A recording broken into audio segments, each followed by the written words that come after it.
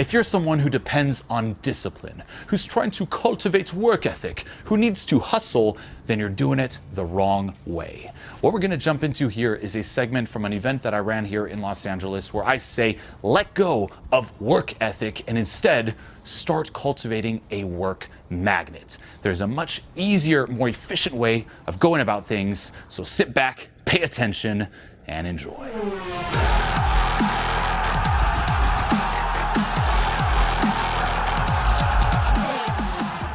You got to stop buying in to the bullshit traditional approach to self-sabotage, which is fight against it. That is horrible. That is most of the hustlers today. They're doing a lot of work, but they're doing very stupid work. Do you guys ever hear this? This is the old example people would use in self-help, where it's like, you know what? It's not about hard work, it's about smart work. You hear that? If I look at a construction worker, or a person who works on like a garbage truck. I did a summer job growing up on a garbage truck. That's hard work. And it was. Like that garbage truck work, by the way, was like some of the hardest work I've ever done. I'd collapse when I got home. It was so fucking exhausting. But why is it that they don't get that compensated for their work? They actually get paid pretty well, at least in Switzerland for the garbage truck. But why is it they kind of stay stuck beneath the ceiling? Because it's not smart work. It's not about hard work. It's about smart work. You're like, okay. You know who the garbage truck people are today? The hustlers. Those are the garbage truck people. Look at them. They're working like fucking crazy. But is it smart work? More often than not, it isn't. Okay? Why? Because they're using all that fucking energy fighting against self-sabotage. It's like you get stifled because you believe someone is outside your league. You run out of things to say.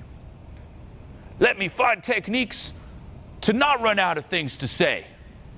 Let me memorize words, let me get all these tools, these techniques, and let me fight against it and hustle against it.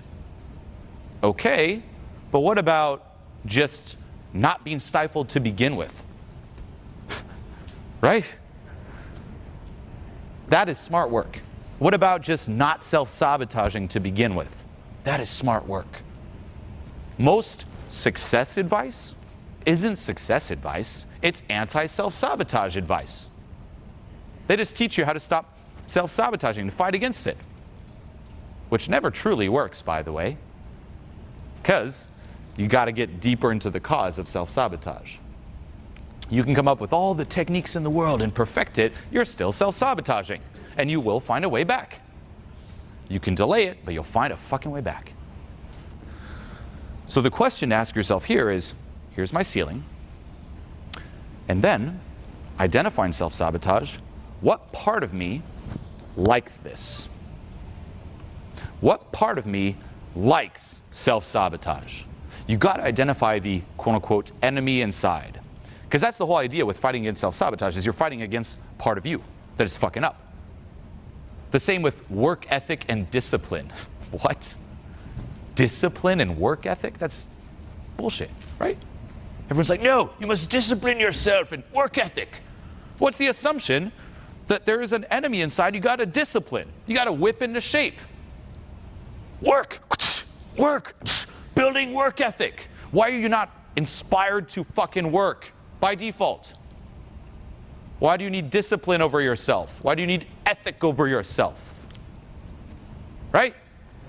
What about instead of work ethic, you have a work magnet where you're just pulled towards success? Why are you not pulled towards success to begin with?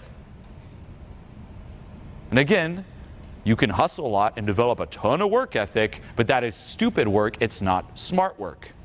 It's hard work, but it's not smart work. Okay? So identify that enemy inside. What part of me is getting something out of it? Why do you like fucking yourself over? What's the payoff?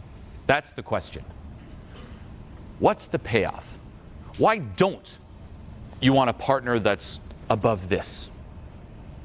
Why don't you want success? An easy one is my comfort zone, right? There's one. Your comfort zone. We push success away. It's actually easier to get success. It's harder to let it land. Like that compliment. Why can't you let that compliment land? Now that's just one, comfort zone. Going deeper, you can identify your unconscious self-concept, that identity you've taken on. We all have an identity that's out of our awareness, who we view ourselves as and what we think we deserve out of life. We've invested in that identity. We've acted through that identity. We've embodied that identity from the moment we're born. We don't want to drop that identity now. Otherwise, who are you? We will do whatever we can to stay true to that identity. If the success you consciously want is outside of what that identity deserves, you're going to push it away and find all these ways to push it away. And consciously, you'll never see it. You're like, why do I keep doing that? Unconsciously, there's a part of you that's getting exactly what it wants. If you're hanging on to past guilt, there's another reason. You feel guilty over something. You're like, oh, what did I do? Why did I bully that kid in school when I was 5? For example, here you are. You don't want success because then you're not getting the punishment you deserve. Part of you believes you need to be punished. So you got to identify what is keeping that self-sabotage alive. What likes keeping you beneath that fucking ceiling. Tune into it. Release it with, say, programs like Transformation Mastery. And then there is no fucking ceiling. And you don't need the fucking work ethic. Because now it's in that bracket of what you deserve. Okay? You can either be stifled and fight against being stifled, or remove being stifled. And yes, all those techniques and tools against self-sabotage make sense. Work ethic makes sense. Discipline makes sense in a certain paradigm. What about shifting paradigms completely? Okay? That is how you truly let go of self-sabotage. That is how you start having your own best interests at heart. And once more, it all comes down to questioning the assumption. Why do I have self-sabotage to begin with? Why do I assume I'm not good enough to begin with? What's keeping that alive? Let go of it. There's so much at play. There's your self-concept, there's core beliefs, there's guilt, there's trauma, there's so much shit that's like holding us back. And we never address it. And it baffles me that we're in this like society, or even in most self-help and most spirituality, that just like surface level shit. The same, by the way, with stuff like positive thinking. Hey, you guys know the law of attraction? Think positively, right? And positive things will happen. Why don't they? You ever wonder, why don't they? Let me make myself think positive. Come on. Why? Let's examine, number one, the assumption. Why do you need to make yourself think positive? What's the default? That by default, you're not thinking positive. You shouldn't make yourself think positive. You should naturally be thinking positive. And then going deeper, we fail to address our thoughts that we're not aware of. Okay? We all have, you'll see me talk about this in detail Saturday, but we all have like two worlds inside. A world you're aware of, a world you're not aware of. What are you aware of now? Me. Okay? You're like, oh yeah, Jude. What are you not aware of? I mentioned it before. Like if you bring some awareness to if there's tenseness in your body, you previously weren't aware of that, but that was going on beneath the surface. The same with all that negative self-talk. Right now you're sitting here like, damn, this is pretty cool, Jude's pretty cool. What's in the background? You piece of shit. You don't deserve to live, you know that. Yeah, you can kid yourself coming to a seminar like this, but we know you deserve to die. You are disgusting. We all have that, right? You look at yourself in the mirror, what's the first thing that comes? Is it hot damn, or is it, you ugly motherfucker, your mom should have aborted you? That's the type of self-talk that's going on inside. And you're all laughing because you recognize it. It's more harsh than this. Like, I'm exaggerating. I'm like, what's the harshest thing I could say? It's way worse than that. It's literally like the worst dialogue of your life is the one you have with yourself. You will never see an external dialogue that is worse than the one you have with yourself ever. Right? So that's going on, and that's constantly going on in the background. And this is the big realization. Just because you're not aware of it doesn't mean it isn't active. It is active. You're just not aware of it. And that's what we failed to address. We're like consciously positive, positive, positive. That's not thinking positive. That's going on in the background. No wonder it's not working. And then we use that positive thinking as a barrier to becoming aware of this. So much of true transformation is becoming aware of the dark shit. It's becoming aware of all that negative self-talk. Because now that you're aware of it, you can let go of it. But it's easier to get lost in positive thinking. The same with being present. I need to make myself be present. What the fuck? That's assuming that you're not present, right? We do that with traditional meditation, concentration-based meditation. Focus on the now, right? You got Eckhart Tolle, focus on the now. I love Eckhart Tolle, by the way. But what's most meditation? Focus on the present moment. Focus on the now. Focus on the now. Focus on a mantra. Focus on a mantra. Focus on a mantra. Focus on my breath. Focus on my breath. Focus on a spot on the wall. And you keep focusing so that all your problems eventually disappear and you're left with the now, right?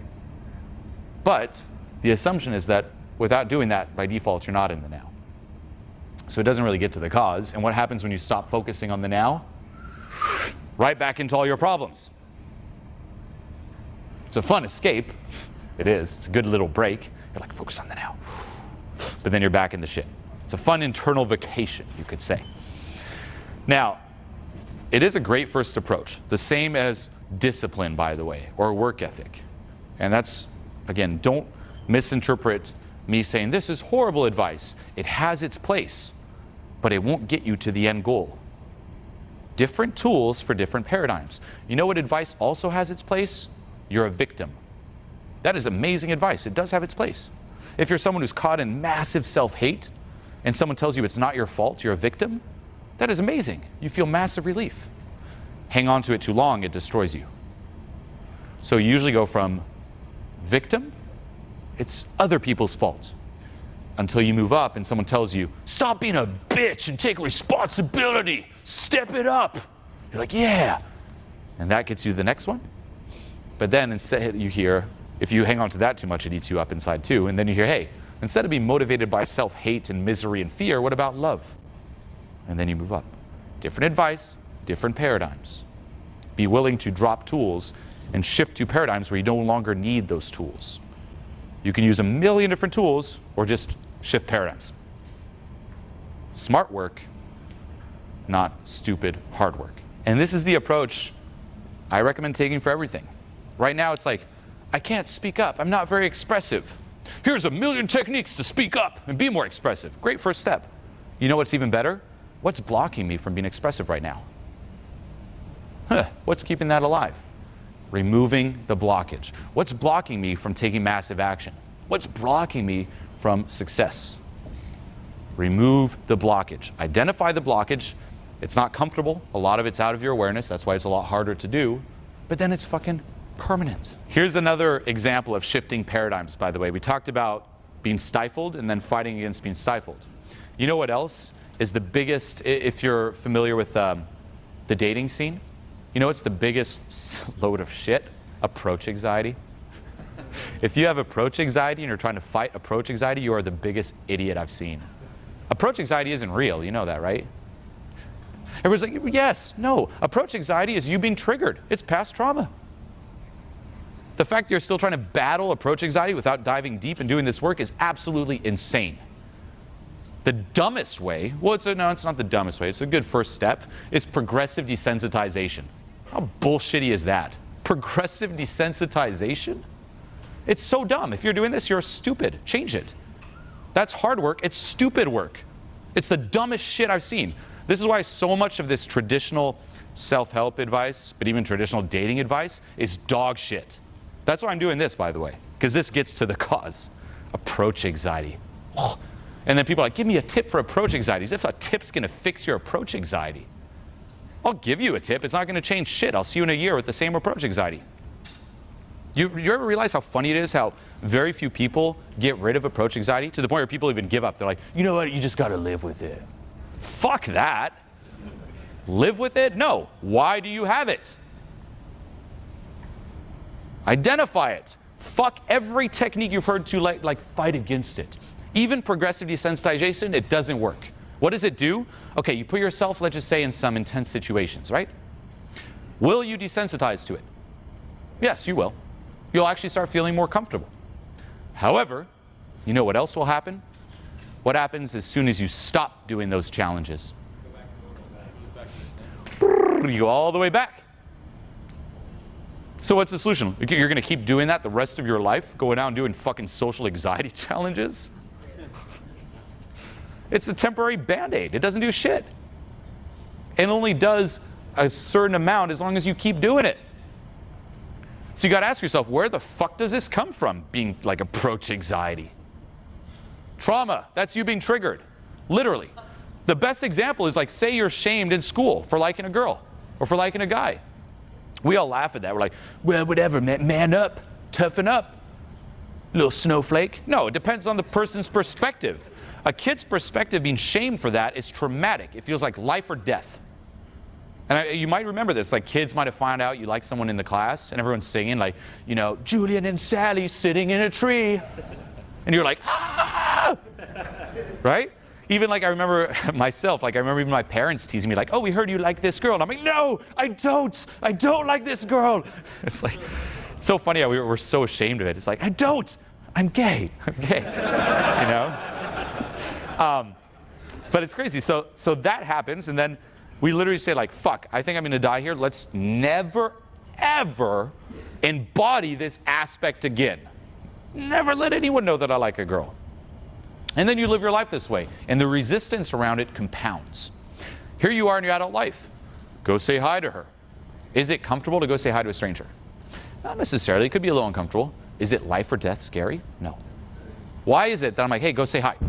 Hanging onto the wall, freaking the fuck out, as if you're about to jump like off a cliff. That is a disproportionate response to reality. It's when something takes over. You're being triggered. Stop fighting the triggeredness with techniques. Identify what is being triggered and reown it, and now you're no longer triggered. And then guess what?